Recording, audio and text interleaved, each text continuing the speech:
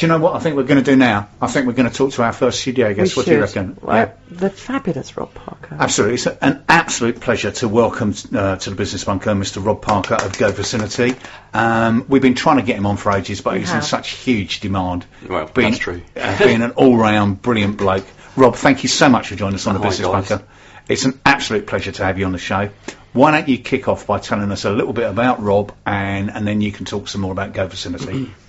Well, I'm obviously a graphic designer. I started up Go Vicinity quite a few years ago, but I'll, as you say, go back onto that later. Degree level trained in Newcastle. Basically, I was aiming for London before I got my original job, and found one in Canterbury.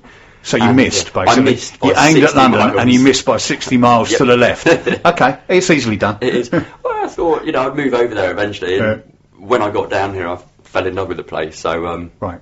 Basically I never left. Right. The company that I started work for, they basically said, come down and stay with us for a weekend, so I literally home for a couple of weeks after finishing university in 1998, quite a long time. So where was home originally? Are you at university in Newcastle? I was at uni in Newcastle. I grew up in Derby, which is why I actually say Bath, and grass properly. Eot duck. Yeah, that's it.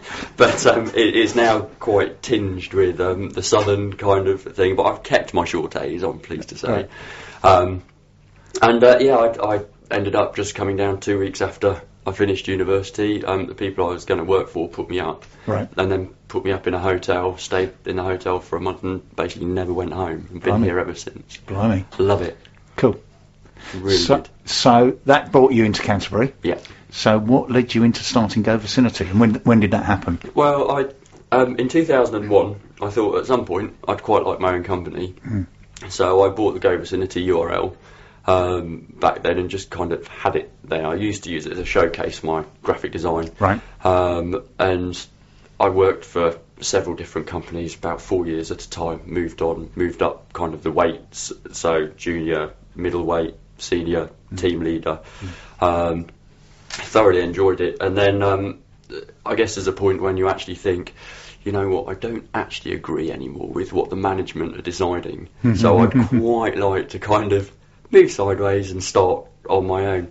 And I was quite fortunate actually, because I used to do quite a lot of photography, which I could charge for. I worked for the last place that I worked for part-time 3 days a week. Your last proper job? The last proper job before I started giving the work out to everyone else and sat there doing nothing anymore. I wish. I eventually left there when I was working 50 hours for myself a week and 3 days for them. I thought, okay, the straw's there, the camel's back, it's kind of bending quite severely, so I went out on my own, did it, and pushed out, yeah. Brilliant. So, and when did that happen? When did you fully launch Go Vicinity? It was the 5th of November, 2010. Blimey, that's... So, yeah, fireworks. Fireworks everywhere. Absolutely. Yeah. So, 2010, cool. Yeah. So you're coming up to your, third anniversary? Yeah. Brilliant. Okay. Yeah, and it's really good. Thoroughly enjoying working for myself, kind of, for the company. You've got a good boss, basically. What you've done is you've got a great boss. He doesn't give me any holidays. Yeah, and you agree with him most of the time. Some of the time, yeah. Now we've got one full-time member of staff, and we've got a return visitor every summer. Hello, Ali. I can't say hi to Mike because he's off gallivanting on holiday. All right. Where's he gone? I don't know where he's gone. He's going to try and do last minute. A secret. So yeah, he's left us to kind of carry on, trotting on with all the work. And there's lots for you when you get back, Mike, if you're listening. So. So tell us a little bit about that. Tell us a little bit about the kind of work, the kind of things that you undertake, and you know your USP, if you like. Okay. Well, I mean, we undertake pretty much every aspect of graphic design. I mean, I've got a list here. I'm not going to read it out because it's just too long and it'd be quite boring. But we work on websites. We don't ship them out. We design them. We build them. Right. We're there if you've ever got a problem or you want it expanding. We're on the end of the phone, so basically people can ring up. There's quite a few agencies or that claim to do stuff and then send it out somewhere else, and then it's quite long-winded to get it. But we don't. It's me. It's there. It's all in-house. I'm the nerd. I sit there and trawl through the code, as Jules can. Yes, say. I was hacked twice, and I know. I'm not really supposed to talk about the IT side because I had my fingers wrapped once when I wrote about Rob in my column and mentioned it. Oops. But I was hacked twice. Once by Russians. I Yeah, it was think, Russians. and- Yours. Yeah, and then wasn't it Pakistanis or something? Yeah, well, you got hacked. You got hacked, and then they hacked us, and that was the Karachi Pakistani music massive. But what I like about Rob is that sorry, I'm videoing Rob as I talk, Yeah. so it seems odd. She's multitasking, listener. But what I like about Rob is he's so calm, and I'll just phone him and I'll say this, and he said, "Oh, don't worry about it, chick. I'll sort it out. Yeah. I'll go down path and It's a good sort it impression. out. Yeah, he really does talk like that, doesn't he? I'll go Yeah. down path and All right, hey run a up, Duck. bath. Hey up, Duck. I'll sort that out. No, Hey. don't you worry, a pretty little head. I'll have pint to Pies Timmy and Taylor. biscuits. Yeah.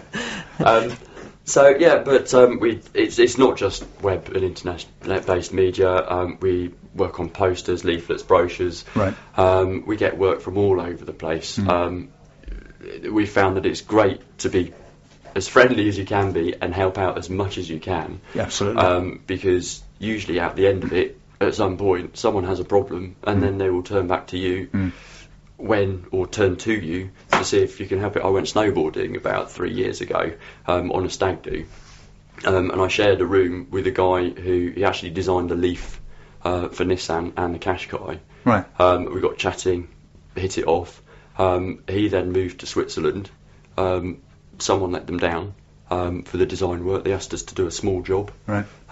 It was a really small job, just a gift to go on. It's on 20,000 computers around the world, but it was just a very small graphic. And from that, it's grown and grown. We're doing posters. We did their 2013 calendar last year. We're doing some roll-ups for an event at the moment. I can't remember the name of the event, but it's for the launch of the new Note. I'm going to have a little mini rant. Okay. Now. Sorry about this. I'm going to have a little mini rant because I totally agree with everything you said, Rob. And because I've known you a long time, and I know you do genuinely do what you say you just said, that you do help people, and you help people no matter what. And one of the things I try and tell lots and lots of businesses when they look at how they do things, especially web-based businesses. As you know, I own a web-based agency as well. And one of the things that an awful lot of people do is they want to charge for everything and deliver nothing, farm it all out, da-da-da-da-da. And I keep trying to tell people that business is about the lifetime value of a customer. A customer might only pay £1 for a job today, but if you treat them well, they might pay £1 next week. Exactly. And £2 the week after. Long term rather than short term. It's long term. You're in it for the long term. Acquiring new customers is very, very difficult and incredibly expensive. Whereas servicing clients over a long period of time gets easier and easier and easier because you get to know each other better and better and better, and you build a long-term relationship. And that's called lifetime value of a customer. And so many businesses don't get it, but you do, and that's one of the great things that you do. We had a meeting a couple of weeks ago with a chap who wants to develop an app, which I can't go too far into because I've signed an NDA. But basically, we sat there for 2 hours. We scribbled it down with my big Sharpie, my big black pen, and a book. He went away really happy. Scanned it in, put it in a job bag, prospective job bag on the computer. 2 weeks later, we had another agency come in to chat to us about something, and I got this out and said, what do you think of this? And they went, oh yeah, really, really good, interesting, blah blah blah. But we would have charged him £500 for this. I'm like, but he's not gonna come and sit in an office with me for 2 hours.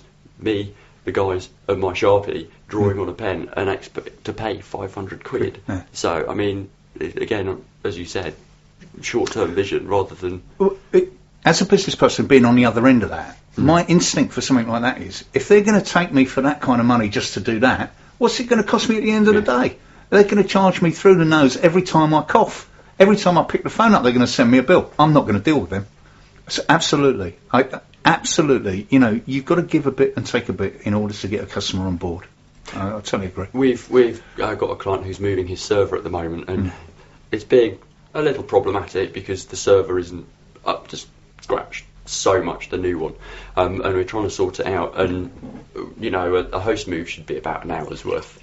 of time. New database, upload the files, bang, you're off and you're running. But I was up until 2 o'clock last night sorting that out, so I was working on it for about 8 hours. You look good on it. Yeah, no, that's not what Jules said. I have to tell you, listener, when Rob arrived, Jules' first words were, "Blimey, you look rough." He's not his usual self. He's got a cold. Yeah. Have a drink of water, Rob. Ooh, thank you very much. Paul?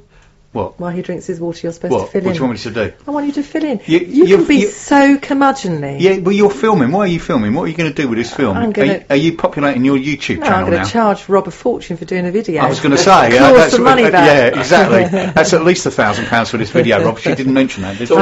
I've got a terrible job for him, Rob. Because what I love about Rob is you can just phone him and you can go, "Hey, Rob, I'm having a bit of a problem," and he's so calm, but. My passwords have got out of hand, Rob. When you try... Rob knows all your passwords, does he? yeah. Well, you've got most of them. I've got them as well, yeah.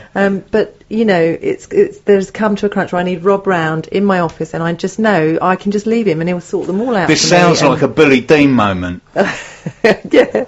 This sounds very much like a Billy Dean moment. moment. Where I lock him in the cupboard. Yeah, where you called him round to fix your Wi-Fi problem, and then locked him in your wardrobe for a weekend. We'd had lunch at Jojo's. Yeah, exactly. Yeah. And when we came back, he was still locked in your wardrobe.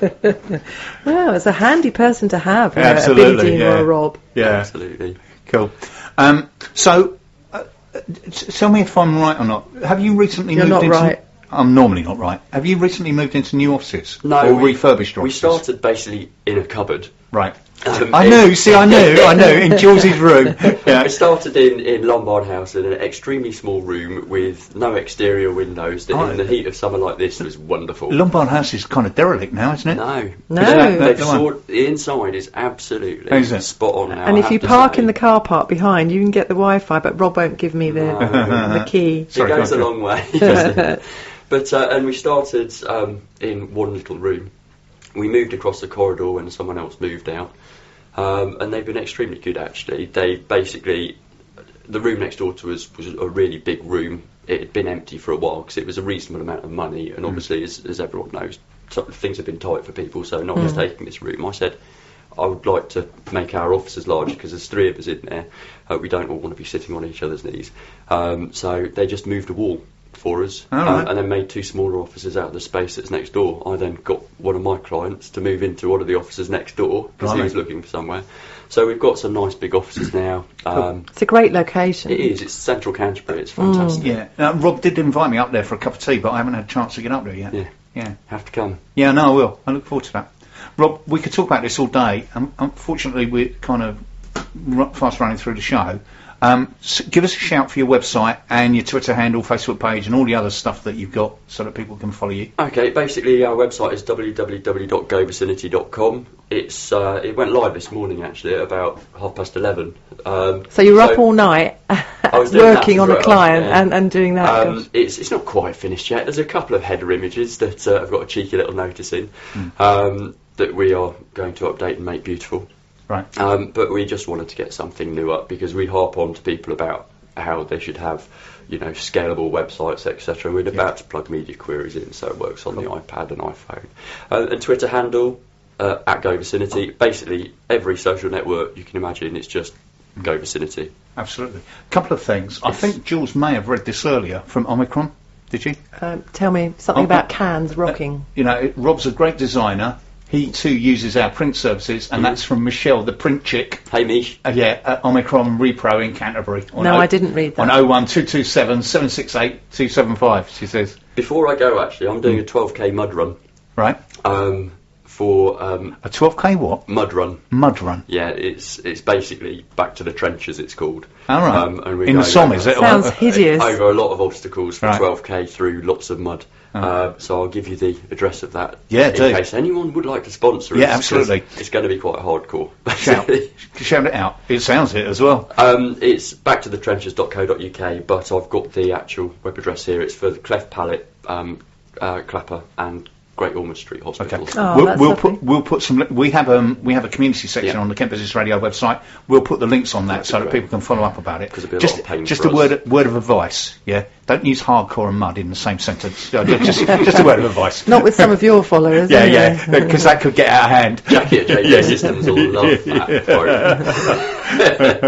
Cool. I want to ask one thing. Where did you get your name from? Not Rob Parker. Go Vicinity. Yeah. But it's basically about taking someone's business and putting them out there in the vicinity. In an area. So it's Go Vicinity. So take their company, put them out there. Love that in name. Area. Cool.